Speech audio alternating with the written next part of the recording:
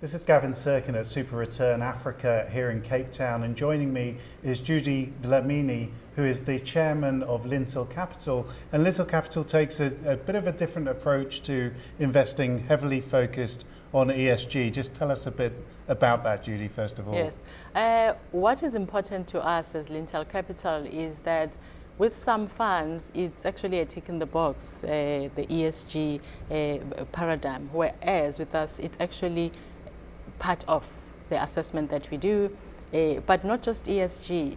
We also look at the enterprise culture because we believe that culture is very important to drive behavior. So ESG incorporated into the culture actually makes it easy for everyone to follow what is right. And when you look at the companies that we choose to invest in, they tend to be family-owned businesses, medium to large size, sustainable track record of growing revenues. So you find that just assisting with governance in some cases gives you better returns because, as I said earlier, it's a license to business. So, and then you look at the environmental issues, you look at the social issues, and when it comes to social issues, it's actually the well-being of the employees, which works for everyone, and there are so many examples to talk to that, and it dovetails to the communities that they come from.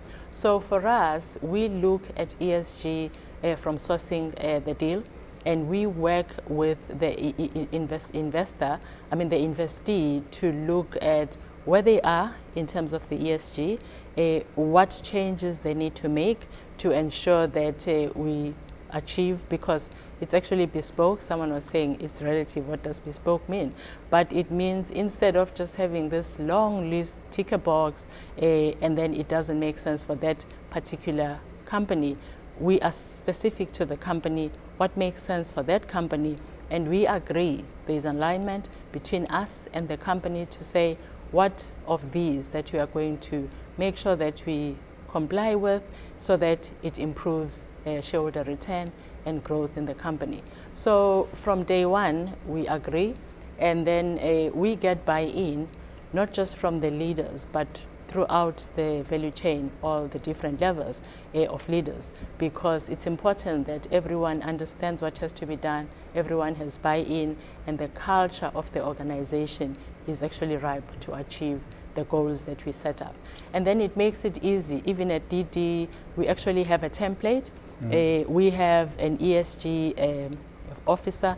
From day one, we don't have that outsourced. It's part of the whole a company where you actually have someone who's got 15 years experience as an entrepreneur, but also doing ESG in a multinational company who actually takes care of it. And when you say takes care of it, how do they measure it? How do you work out specifically what the ESG aspect is? Depending on the company, for instance, you will look at, in terms of governance, do you have a board? Do you have an executive or menco that actually sits? You look at all those things that make for good business behavior and make people accountable, especially when it comes to families. It's just easy for people are not accountable. It's a family thing, whereas it's okay for it to be a family thing, but you also need accountability because then it's easier to grow. So we have a template that has all the different areas in terms of governance. What are you looking for in this business? Where are you? You've got a board, that's great. How often do you meet? And what decisions are allocated at what level? So you go through that so that everyone understands on day one, this is where you are. Ideally, this is where you should be. And what are the KPIs? You agree the KPIs on day one, so that when you do, because we are credit, not equity, so we actually have covenants that say we identify those parameters that are key for driving growth, and we say, okay, we are going to put them as covenants, and at least quarterly, let's report as to how we're doing.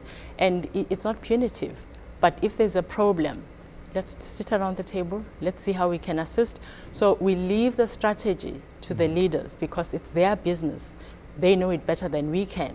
But what we can do is actually then assist what we understand for them to run their business efficiently. Okay, now talking about those businesses, between your family office and your own investments and Lintel Capital, you cover health, education, rural development. Yes. Where does impact start? Where does social good start for you? What's the most important for you thinking about the needs of sub-Saharan Africa? You know, Gavin, there is nothing for me that's more important than education. As a family, we've always supported education, but just as people that are philanthropic in the space, 2 years ago, we added education as a social entrepreneurial side where my husband actually runs the education side of things called Future Nation Schools. We believe that as a young continent, which is young in both emerging, but also young because we have such a high proportion of youth. The rise of Africa is going to depend on quality education of the youth. Actually, that then dovetails to health. Yeah. Because if you get education right, then you're sorted for so many other things. So as a family, that's actually quite important for us. And at this conference, I've been to a few of the Super Return conferences. What's notable today and yesterday is that there is a huge focus on ESG or impact. Yes. How do you think the industry is absorbing the needs of ESG and impact into the work that private equity is doing? You know, if I look at South Africa as a country, I think there has been a drive towards that from way back in the 90s, where it started as transformation, as trying to solve for the disparities of the past with apartheid. It actually made us look at ESG, but initially it was more a tick box exercise, and over time people have realized, people thought it's a cost, it's a pain, something to do to appease government, but over time people have realized that actually it's actually good for our business. It actually gives us better returns. I have an example, for instance. If you look at Anglo American, I used to sit on their board for 3 years, Anglo American PLC. What they did, they were trailblazers in terms of introducing free antiretroviral treatment for their employees because there was such a problem. Someone would have said it's a cost thing, we're not going to do it. But over time, they actually they evaluated past and future impact from giving antiretrovirals from 2002 to 2020, past and future, and they realized that the change that they got, not just for the employees, but also the communities where they draw their employees. There was less absenteeism, provident fund, less claims, and so many other things. So they might have started thinking, you know, tick in the box, but then common sense tells you, if I'm losing productive employees to HIV and AIDS, surely I can do something about that. But it didn't just help the employees and the business, but the communities and the goodwill, because all of a sudden people are getting better, they're not burying their loved ones. And so Anglo-American, for that area, it's actually in the Anglo-coal area. So what I'm saying is, it might start off as a tick in the box, a pain, a cost, but if you do it properly, you then realize that it actually is good for shareholders too.